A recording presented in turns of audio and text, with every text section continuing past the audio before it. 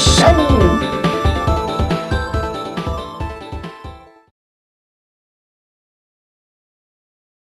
Hey guys, this is Nicole. This is Dania. And today we're going to begin the first podcast for a series of podcasts just to show you different types of apps that you can download on your Chromebook. Today we're going to be using the MacBook, and it's a little bit different from your Chromebook, but when you use it, it won't seem as different, so it'll be like the same thing. Okay, so this week's app is going to be the BeFunky photo editor. As you can see on the screen, the very first thing that's going to show up on your BeFunky photo editor, it's going to load, and then it's going to ask you which photo would you like to use. You can use your webcam, Facebook, uploads on the site, Picasa, PhotoBucket, and Flickr. We're going to use some that are already on this computer. Okay, so let's pull up photos, and we'll use this one. Okay, so on the left side of the screen there are a series of toolbars, and the first one is called Essentials, and this is pretty much the bare minimum of any type of photo editing software. It's just to kind of tweak pictures, not do too much with them. So we're just going to show you this. You start with crop, and that's pretty much designing how the picture is going to be, if you want it long ways or tall. But it's a pretty good size right now, so we're going to keep it at that. When you do use crop, you can use these arrows, or if you have a specific project that tells you the exact measurements, you can just insert them into the toolbar. Okay. So since we're going to be using the original picture for the entire podcast, what you can do to get it back to the original, if you change something, on your top of your web page, there is a back arrow. And since our only option, you can just click original, and you'll be back to the original page that you were using. So next we have Resize. It's very similar to crop, but instead of being able to pull the margins as far or as long as you want them, you're going to be able to put in pixel dimensions. This is for the more tech-savvy people. So if you know exactly how much width you want and how much height you want for your picture, then you can just put this in manually. Say if I wanted 64, and it got really, really small. But let's put it back to the original. We're going to go back to this back button, and that's how you use that. The next one is rotate, and that's pretty much self-explanatory. You can just rotate a picture left or right, but it also has the flip option, and that way you can turn a picture upside down, or you can flip it to horizontally so different people can be on different sides of the pictures. Or, like I said, we're going to just keep it the same. Okay, so the next few I guess options that you could use are basically, they're all extras. So if you don't, so they actually change the picture. Crop, resize, and rotate, they only change dimensions of a picture. So if it's wider, if it's longer, if you want to have it to the left, if you want to have it flipped over to the right. But things such as beautify, exposure, colors, sharpen, blur, color mixer, and soften, they're all basically, they're going to change the look of your picture. So starting with beautify, it's just going to add tones to it. So if you want a 0 amount for beautify, you're going to make the picture very dull and basic colors. But if you want it at 100, you're going to have more sharp tones like reds, and lights are going to show up a lot better with a 100% beautify. But we're going to keep it at a 50, so it's a good amount. And since we are going to finally change the picture, we're going to have to press apply, otherwise you lose your changes, and that way it can be applied to the picture, and whatever other layer or effect you put on it, your first layer will stay the same. Next we're going to go to exposure, and that's just playing around with the different brightnesses of the picture, different contrasts that changes how you see the picture. It can go from highlights, and this is all just like Demia said, tone. It changes the dimension of the picture, changes brightness, nothing too crazy such as the ones we're going to get into. We're going to leave it the same for now. Okay, so next up we have colors. Basically, all for colors, the only options you have are hue, saturation, and temperature.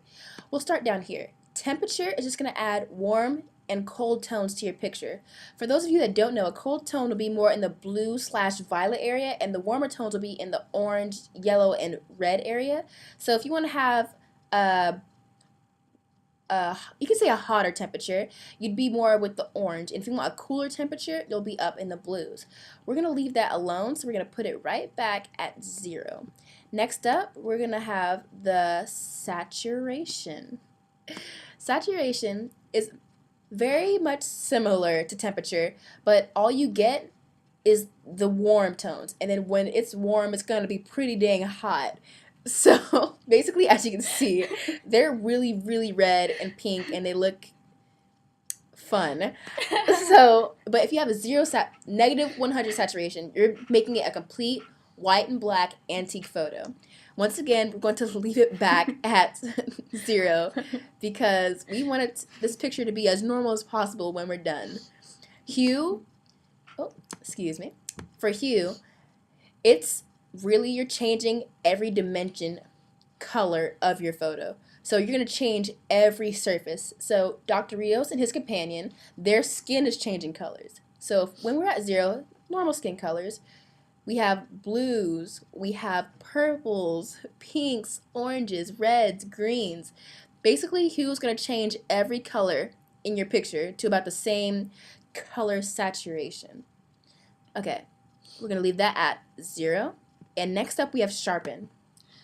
Sharpen, it really defines the little details of your picture, such as we have a normal picture right here. And once you see that we sharpened it, you can see the little crevices in the ceiling and the different facial features. And that's good if you have a blurry picture that you didn't want to be blurry, or you just want to define like hairs on someone's head. But we're going to keep it at 0. And like we were saying, these are very basic tools. And you're really using it if your picture came out a different color that you want, if it came out blurry, the exposure. For temperature, it really shows like if you want to make your photo seem cooler or hotter, just basic effects. Okay, so I'm going to flash through these last 3 because they're pretty much similar to all the ones that we've already been through. So for blur, obviously, the higher you put the blurrier your picture is going to be. So you can just leave that at 0 if you want to actually see who or what is in your picture. For color mixer, it's the same thing as what we had for colors before. You change all the colors in your picture. So if you want greens, blues, reds, anything you want, just change it however you want, but be wary of the exact numbers you put in, because if you plan on coming back and working on this photo and you don't apply your changes, there's no possible way that you're going to be able to remember exactly what you did. So be very careful with this option. You also have black and white mode and paint mode. And you can actually use colors and brush on their paint face. Ignore that. Lastly, soften. Basically, it's all about your lines. If you want to soften your lines, things are going to kind of blend in together. And next is your lightness. How light or dark you want the picture.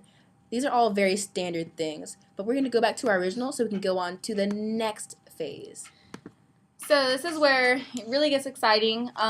Just like Instagram and other sites like that, you get to really edit a picture and use a theme and kind of apply that. We have the basic features, and when you want to put one of these features on, we'll put Instant 2 on. We're going to put it on, and obviously that gives it kind of a vintage effect. And you can affect how much of the effect you want on the picture. We're going to keep it at high. The different highlights, and obviously the pictures are changing by this, and the shadows. So when you do apply something that you really like, you can also play around with it so it's not set in stone, and you can kind of make it look different or make it look lighter and things like that. Okay, so we're going to go back to the original, and for the sake of time, I'm just going to flash through these very quickly. As you can see on the screen, there are a lot of different kinds of effects that you can put on your picture. We're going to leave that for you guys to have fun with and to try out. But as you can see, basically, they're all self-explanatory. They give your picture a fun effect that you would want to see. Okay, so next, we're going to go back to the original, and we have featured effects. Very similar to the last one, but it's more of like a painted or a drawn version of what you have, as opposed to just adding bright colors to your picture. So they look like they've been drawn, but there are different kinds like watercolor, underpainting, sketcher, pointillism, oil painting, inkify, impressionist, cartoonizer. There are lots of things that you can do, and they're really fun to play with. Next up, we have borders, and this is if you want. This is more for like an official photo. If you have something that you want to use on a project, like a pamphlet or anything like that, you can add a border. And just like all the other effects, you can add or subtract how much effect you want on it. You can change the position, and these are just other different type of borders that you can use to justify your picture more and make it seem like more of a theme that you want.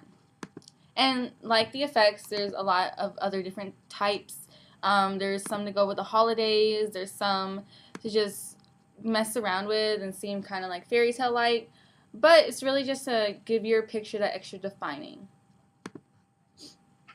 Next up, this is also self-explanatory. You get to add text, and basically we're going to show you what to do. If you want to add text here, you can move it to wherever you want. We'll put it right above Dr. Rios' head, and you double click to be able to type in your text. He's going to say, hey there. In order to change your font or your text size and or style, there are lots of options over here that you can just play around with, whatever you think is best, whichever one you like more. And there are different kinds of font types and styles as you go down. We'll go with veggie burger. No. I like spicy rice. Okay.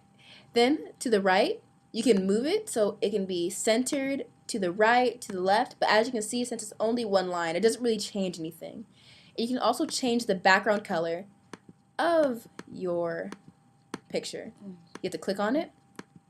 Then you can put down this little down arrow and you can change it to any color you want. I like pink, so we're going to go with pink. Alright, let's click on that. Alright. Also, you can darken the lines or your text. You can multiply it. It's just whatever you want. Lots of things for you to play around with. But we're going to go back to the original. Hey. Well, you know what? He's going to keep saying hey there. Alright, next up. Our next up is stickers. These are pretty fun, and these also are just little extra things that you can put on. When you want to add a sticker, you can just click it and it'll appear on, and you can move it and just kind of resize it however you want. Just like the text, you can change the color, you can change the opacity if you want to make it bold, if you want to make it light. There are also a lot of different types of themes that you could use, and these are also good for pamphlets and postcards and things for projects, just to add a little extra design. And we'll keep that there too. And the last one. Last up, we have featured textures. It's very similar to the themes in the background, but it's very different because these are more lifelike. So you're going to see lots of lights and lots of sparkles, paints, metals, bricks. These are the more realistic types of backgrounds. But what's different about this type of feature is that when you do decide to apply a background, let's go with this one, it's going to appear over the objects of your picture. Like all the other ones, they appeared behind Dr. Rios and his companion. But as you can see now, Dr. Rios has orange bubbles flying out of his mouth, and she's covered in pink and red bubbles. And so I, myself, don't prefer this one, but if you want to make it so you can see the people in your picture, you can just change the opacity, and you can still keep a little bit of your color and not have to override everyone else in the picture. That's pretty much it for today. Before you want to finish your picture, you can upload it to the site. You can save it onto your desktop and share it on different sites like Facebook at home and Twitter and things like that. You can print it, or just different options gives you different ways to publish your picture. But besides that, I'm pretty sure that we've come to the end of our podcast. I hope you guys have learned a lot about this because we worked pretty hard on this. And I think this is a really good site for it to be free. And you guys can play with your pictures and make them however you want. So I'd use this. It's pretty cool. Yep. Good resource. Very good resource. Well, we hope you guys learned a lot today. And check out next week for another podcast. And if you have any suggestions, just let us know because you'll see us in the hallway. And thanks. Stay funky, kids.